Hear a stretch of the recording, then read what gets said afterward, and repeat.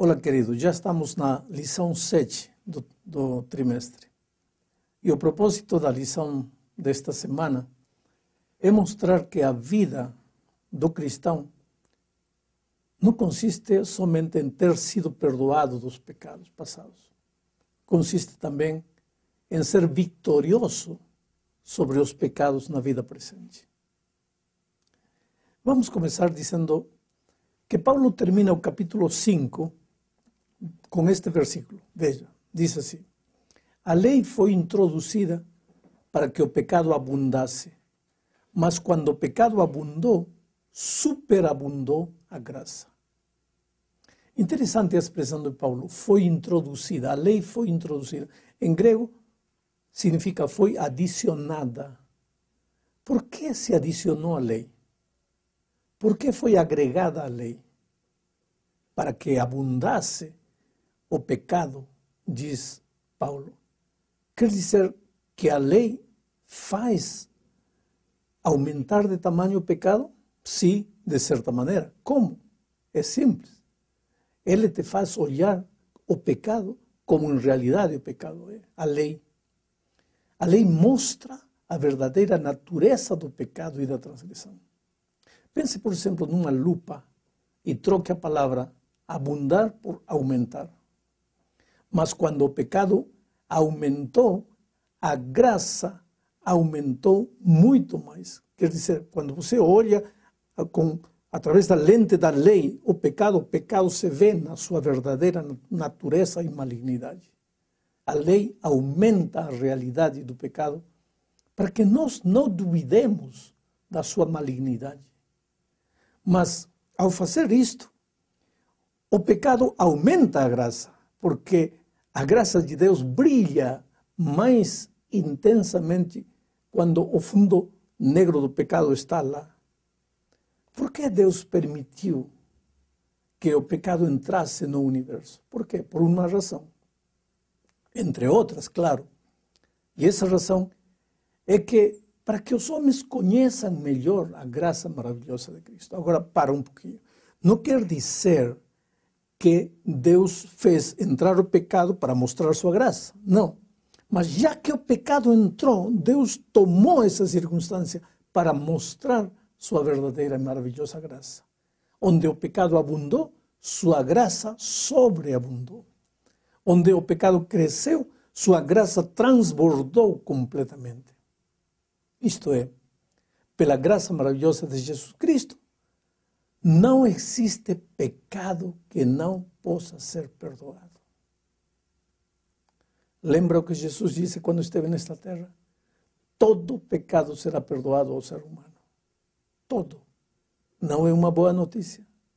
O querido Evangelho é justamente isso. A boa notícia. A boa notícia é que onde o pecado abundou, a graça superabundou. Por isso te digo uma coisa. Você não pode viver atormentado pelos erros de sua vida passada. Teria sido bom que você nunca tivesse caído. Teria sido bom que você nunca tivesse andado no caminho negro do pecado.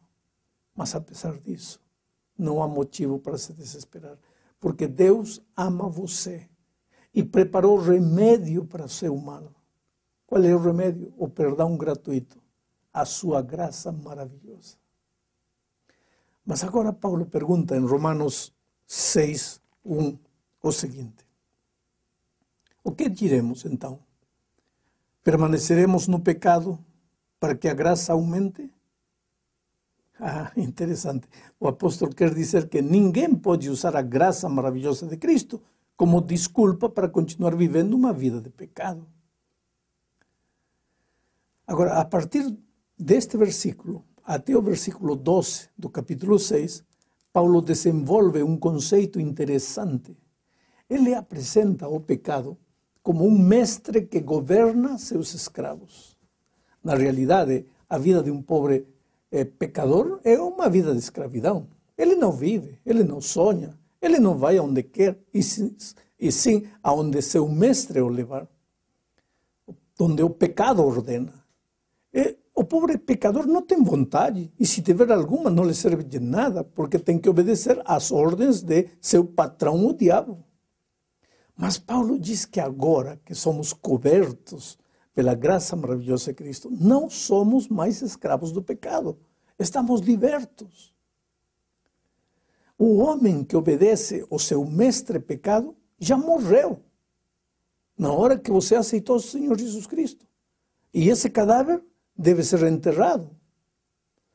Agora, o que mais me fascina pessoalmente é o que Paulo diz no verso 3. Veja.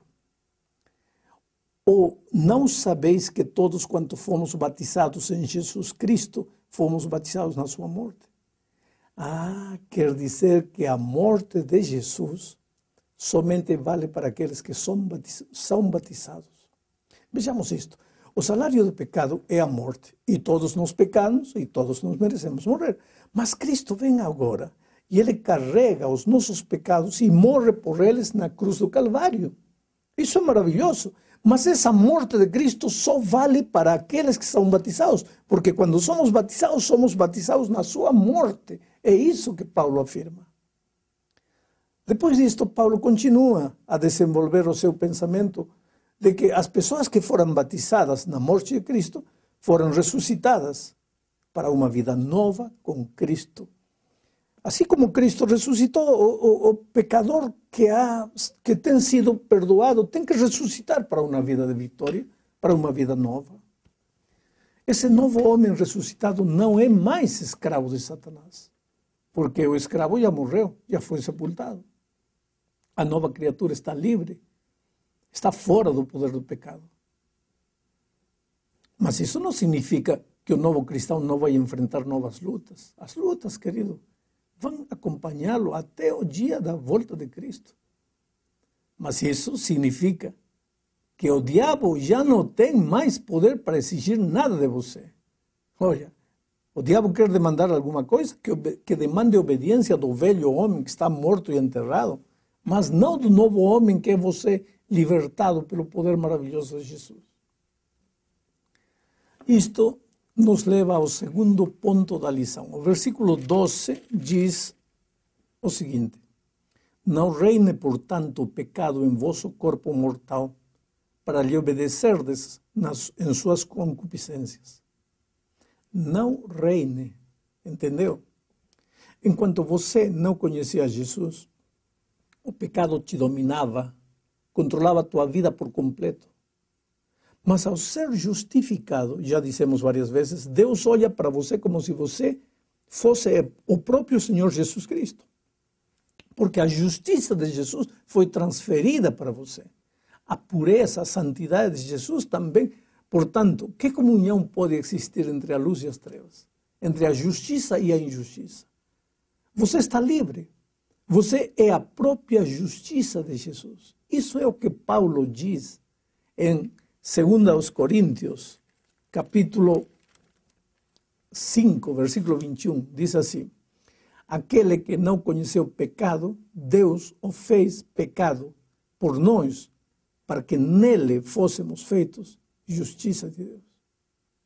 Você viu? Não somos mais pecadores. Fomos feitos justiça de Deus. Mas o que realmente importa é a expressão nele. Em quem? Em Cristo Jesus. Só em Cristo Jesus somos feitos justiça de Deus. Então agora eu te pergunto, por que não pode reinar mais o pecado sobre você? Porque você é a própria justiça de Deus. E por quê? Porque você está em Jesus. E o que significa estar em Jesus? Manter comunhão, companheirismo diário, permanente com Jesus, que é a própria justiça de Deus. Ele é justo, somente nele. No momento em que você se afastar dele, já não é mais justo, só nele pode ser justo. Se você se afastar de Jesus, aí o pecado torna a reinar na sua vida. Ellen White diz que precisamos entender o poder da vontade. A vontade não pode apenas se concentrar em não cair no pecado, e sim em não cortar a comunhão com Jesus. Esse é o segredo da vida vitoriosa. Somente quando você estiver em Jesus, a sua força de vontade será uma força de vontade santificada. E então você estará em condições plenas de vencer o pecado. Agora vejamos o que diz Romanos capítulo 6, versículo 14. O pecado não terá domínio sobre vós, pois não estáis debaixo da lei, mas debaixo da graça. Sabe que este é um texto-chave de Romanos.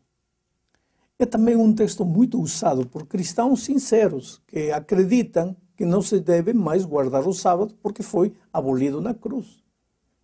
A expressão mal entendida é a seguinte: pois não estáis debaixo da lei e sim debaixo da graça. Ora, pensam esses cristãos, se não estamos debaixo da lei, não temos mais por que obedecer os mandamentos. Agora estamos debaixo da graça e estamos livres da lei. Bom, o pensamento destes cristãos é interessante, mas vamos ver do que Paulo está falando. O final do capítulo 6 é a vitória sobre o pecado. O pecado não deve reinar mais sobre aqueles que foram justificados. Isso é o que vimos até aqui. Então, por que você pensa que, de repente, no meio do tema da vitória sobre o pecado, o apóstolo diria que já não há lei, que a lei não existe mais? Ele estaria se contradizendo. Não há lógica nesse tipo de raciocínio. Voltemos a ler o versículo 14, uma vez mais, para entender. O pecado não tem mais poder sobre os libertos. O que é o pecado? João responde em 1 de São João, capítulo 3, versículo 4. Diz: todo aquele que comete pecado infringe também a lei, pois o pecado é a infração da lei. Ora, se o pecado é a infração da lei, como é que o pecado reinará sobre os justos se já não existe mais lei? Porque o pecado é a infração da lei. E não havendo mais lei, não haveria mais pecado. Então, como poderia reinar? Seria um contrassenso. Não teria sentido nenhum.